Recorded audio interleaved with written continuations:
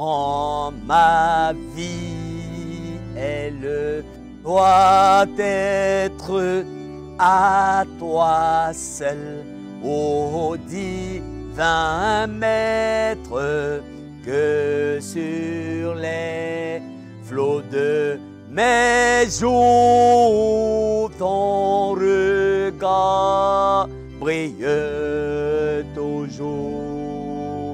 Prends ma vie, elle doit être à toi seul, ô divin Maître, que sur les flots de mes jours ton regard brille toujours.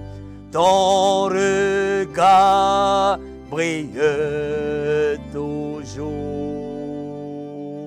Prends ma vie, elle doit être à toi seul, ô divin Maître, que sur les flots de mes jours, ton regard brille toujours. Fidèles téléspectateurs de la télévision de l'Église méthodiste Côte d'Ivoire, soyez bénis, soyez salués. Encore fidèles au rendez-vous, merci d'être avec nous. Merci pour nous de nous accepter chez vous. Nous prions le Seigneur qu'il conduise ces moments. Nous prions le Seigneur qu'il soit le maître de ces moments. Que ces saintes écritures soient la seule autorité et que son Saint-Esprit soit la seule puissance qui nous conduise, qui nous guide. Soyez bénis et à vos recueils, à vos stylos, à vos calepins pour parcourir ensemble les merveilleux témoignages derrière nos cantiques. Alors le cantique du jour, toujours la parole de Dieu, nous ne pouvons rien faire sans elle.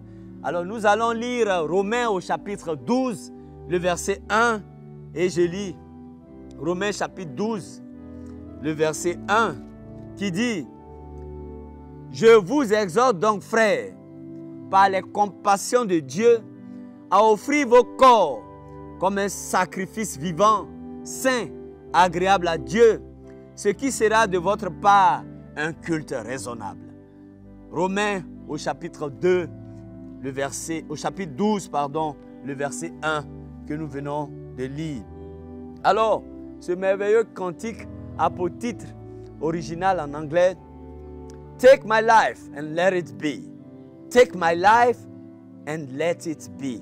Prends ma vie et qu'elle soit. Vous voyez, c'est comme si la phrase n'est pas terminée. Take my life and let it be. Prends ma vie et laisse-la être. Prends ma vie et qu'elle soit. Qu'elle soit quoi? Qu'elle soit comment? Qu'elle soit pour qui? Qu'elle soit avec qui? C'est ce que nous allons tenter de découvrir dans l'histoire de ce cantique.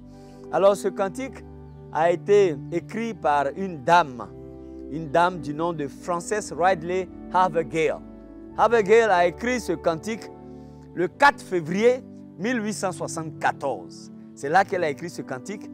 Et ce cantique est contenu dans presque tous nos recueils. Dans le recueil « À toi la gloire » au numéro 285. Dans le recueil « Célébrons Dieu » au numéro 225.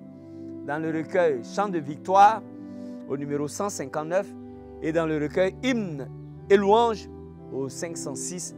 Enfin, dans le recueil « Sur les ailes de la foi » au numéro 288.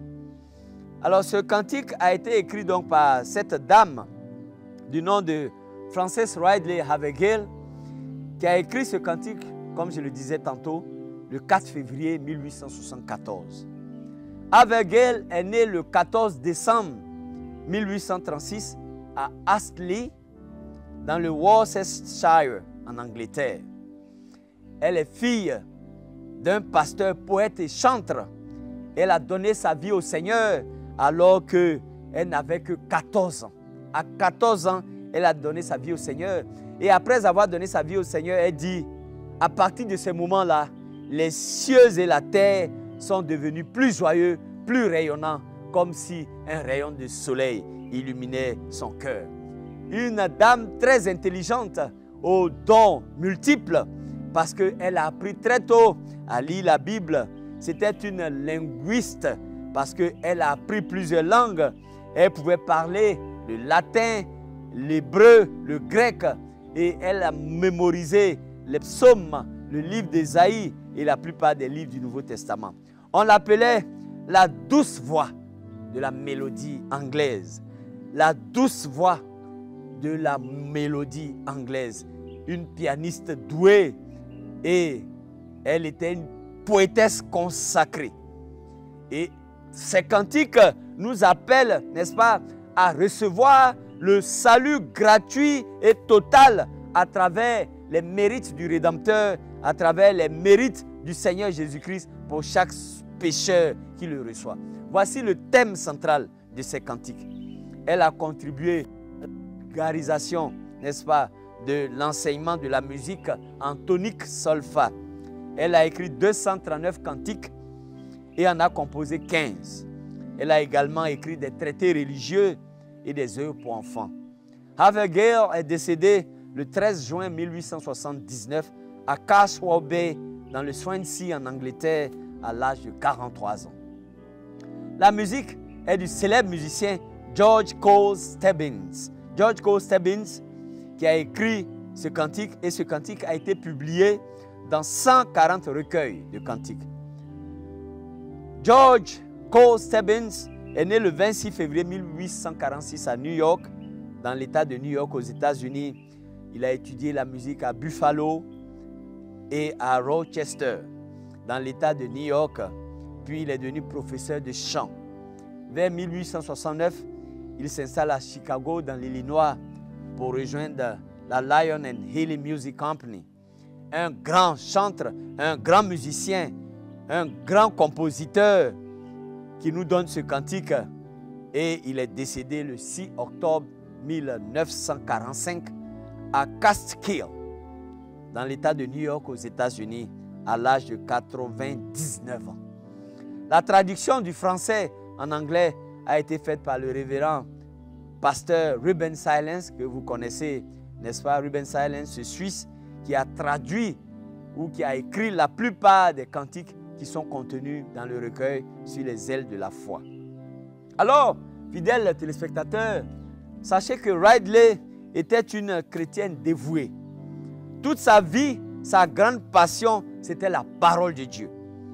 Elle a fait la lecture de la Bible, son activité quotidienne. Suivez bien l'histoire de l'auteur. Vous comprenez pourquoi elle veut que sa vie, que nos vies soient dédiées au Seigneur. Quotidiennement, elle lisait la parole de Dieu, matin, soir. Elle voulait être transformée à l'image de Christ et cherchait quotidiennement les moyens pour l'être. À l'âge de 36 ans, elle a vécu ce qu'on peut appeler une expérience de conversion. C'est à travers un livre intitulé « Tout pour Jésus » qu'elle a lu et qui lui a permis de prendre conscience de l'imperfection de sa propre dévotion. En conséquence, elle a à nouveau consacré sa vie au Seigneur Jésus-Christ. Peu de temps après, elle séjourne 5 jours avec un groupe de 10 personnes. Suivant fidèles téléspectateurs du cantique, elle séjourne dans un groupe de 10 personnes peu de temps après, et le groupe était composé de chrétiens convertis, mais non engagés, et des chrétiens, des non-chrétiens. Donc, Havergal va séjourner dans un groupe où il y avait des chrétiens et des non-chrétiens. Des chrétiens non engagés, des chrétiens superficiels et des non-chrétiens. Et peu de temps après, le 4 février 1874, elle a rendu visite pendant 5 jours à un ami dans le Worcestershire en Angleterre. Avant son départ, un groupe de 10 personnes s'était réuni pour comme une fête de revoir. Comme une fête de revoir, un goodbye party, comme disent les Anglais. Et à cette fête de revoir, au cours de la soirée, Havergal, la poétesse, va profiter pour étudier la parole de Dieu avec chaque personne de ce groupe. Et elle va faire le constat suivant, que les plus heureux dans ce groupe étaient ceux qui utilisaient leur talent à bon escient. D'autre part, les plus malheureux étaient ceux qui n'utilisaient pas leur capacité au maximum. En d'autres termes, Frances Wright de Avergale a constaté que dans le groupe de prière où elle était, il y a des personnes, des chrétiens, mais non engagés, et il y a des personnes, des non-chrétiens. Elle a constaté que dans ce groupe, il y a des personnes qui utilisaient le talent, les biens que Dieu leur a donnés pour son œuvre, et il y en a d'autres qui ne le faisaient pas. Alors, Avergale va rendre son témoignage et elle va faire cette prière que le Saint-Esprit lui a inspirée. Elle a dit, Seigneur, donne-moi tout dans cette maison. Seigneur, donne-moi tout dans cette maison. En d'autres termes, elle est dans une maison où il y a 10 personnes. Et la prière de Avergale, c'est que toutes ces personnes-là soient consacrées au Seigneur. C'est que toutes ces personnes de ce groupe de prière, toutes ces personnes, dans cette pièce, soient gagnées au Seigneur. Voici sa prière. Et elle a donc prié de tout son cœur. Et avant de quitter leur maison, Dieu a répondu à sa prière. Chaque membre du groupe avait reçu une bénédiction divine d'en haut. Ainsi, tous ont pris l'engagement de donner leur vie au Seigneur, sans exception, et sont devenus de nouvelles personnes en Christ. Le dernier jour de la visite de Avergale, le 5e jour donc, Frances Avergale était tellement excitée, tellement heureuse qu'elle alla se coucher. Après le départ des invités, Frances, âgée de 38 ans, se retira dans sa chambre avec la conviction renouvelée qu'elle devait tout donner à Jésus. Elle a utilisé la majeure partie de son temps cette nuit à prier, à louer le Seigneur. Et c'est durant cette nuit du 4 février 1874 que Frances Avergale a donc écrit ce cantique intitulé « Take my life and let it be ». Un cantique qui demande à Dieu de nous aider à nous présenter comme sacrifice vivant et nous encourage à nous consacrer au Seigneur. Voici, fidèles téléspectateurs, l'histoire de ce cantique. Frances Wright Avergale, elle-même une femme poétesse consacrée, la douce voix de l'hymnodie et de la poésie anglaise consacrée, qui rend visite à un groupe de personnes et elle voit que les gens ne sont pas engagés, ils ne sont pas convertis. Elle va prier toute la nuit du 4 février 1874 et demander au Seigneur de lui donner tout dans cette pièce, dans cette maison où elle était. Elle va demander au Seigneur de lui donner la vie de toutes les personnes qui étaient présentes. Et le Seigneur va exaucer sa prière. Et avant son départ, tous ceux qui étaient avec elle ont donné leur vie au Seigneur, ont renouvelé leur engagement. Et elle-même, elle s'est retirée dans sa chambre et elle a renouvelé son engagement, tellement elle était heureuse d'avoir amené ses vies au Seigneur. Donc, la strophe 1 nous dit que nous devons donner notre vie à Jésus, y compris tous nos moments et nos jours. Prends ma vie, Seigneur, et qu'elle te soit consacrée. Seigneur, prends mes moments et mes jours, qu'ils s'écoulent en louanges incessantes. Quoi que nous fassions de notre vie, cela doit être fait pour la gloire de Dieu, selon 1 Corinthiens au chapitre 10, le verset 31.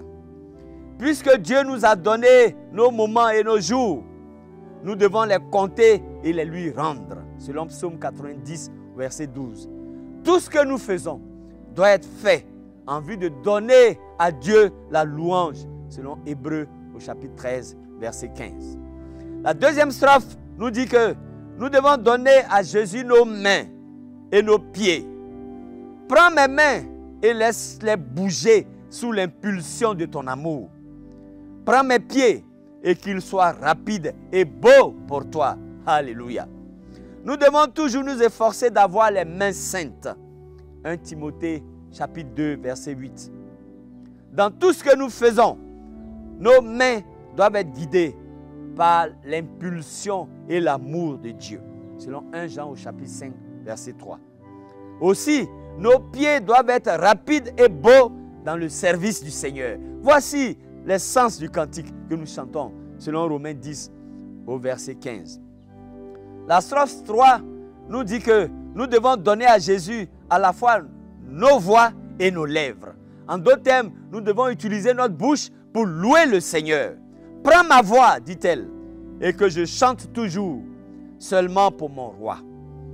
Prends mes lèvres et qu'elles soient remplies de messages qui viennent de toi. Quel message nos lèvres diffusent-ils?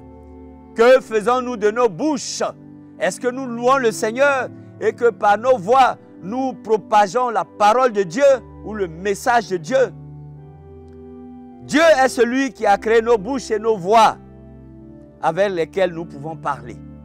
Exode 4, 11. Nous devons donc utiliser nos voix pour chanter les louanges du Seigneur, selon Colossiens au chapitre 3, verset 16. Nous devons aussi nous servir de nos lèvres pour enseigner les autres.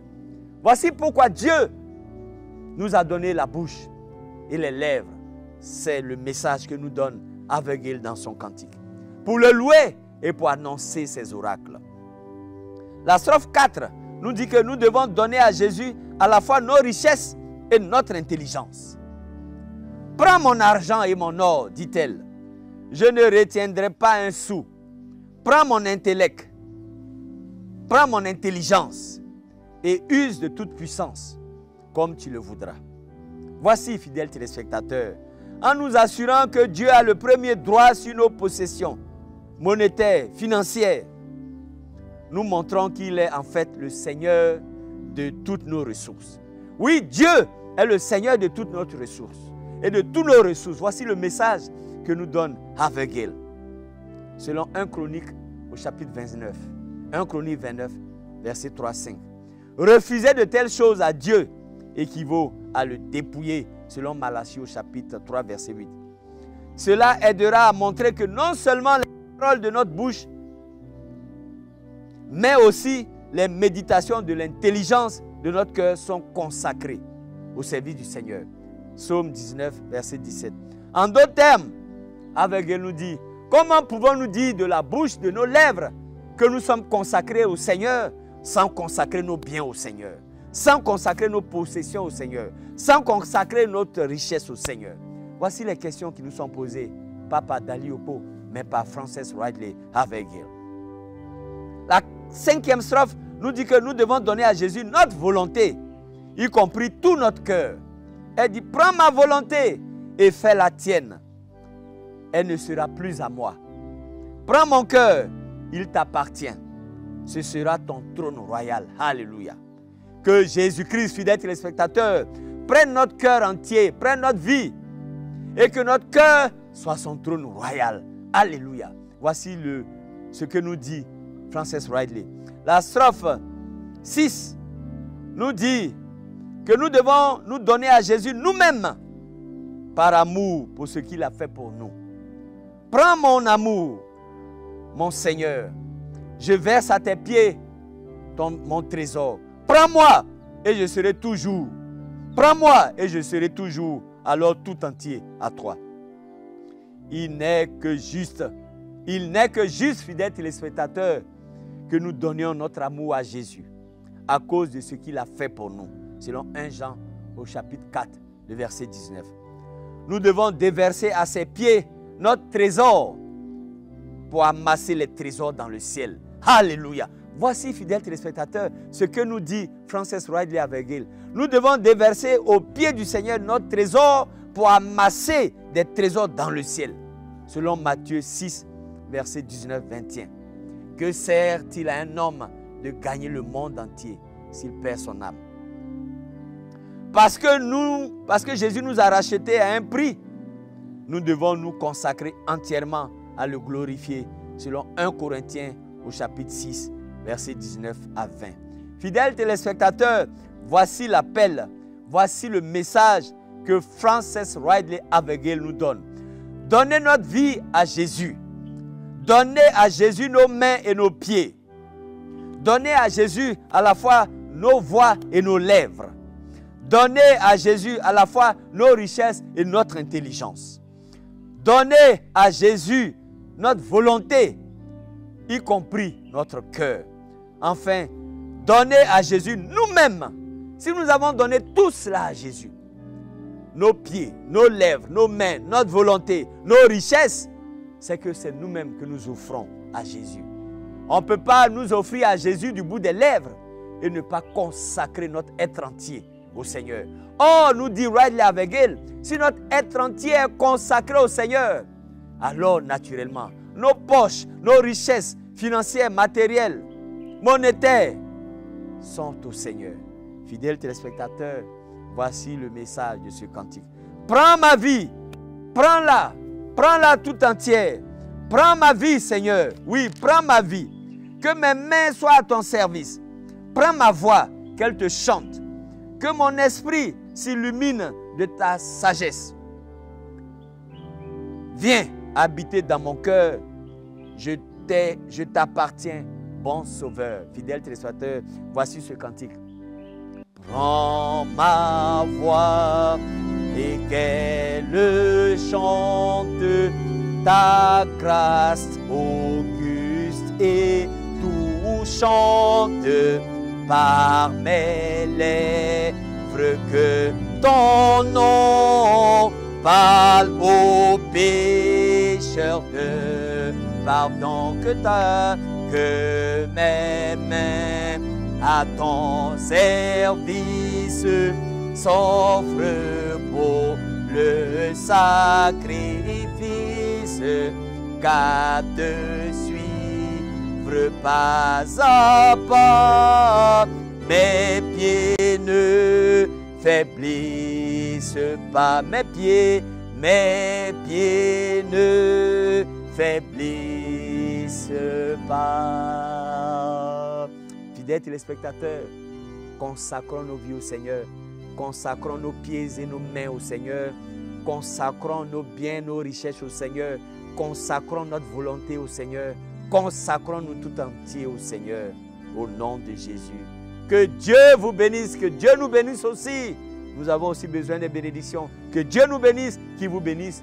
Et à la prochaine pour notre prochain rendez-vous. À la prochaine pour un cantique, un message, des histoires poignantes et les témoignages édifiants derrière nos cantiques. Soyez salués au nom de Jésus.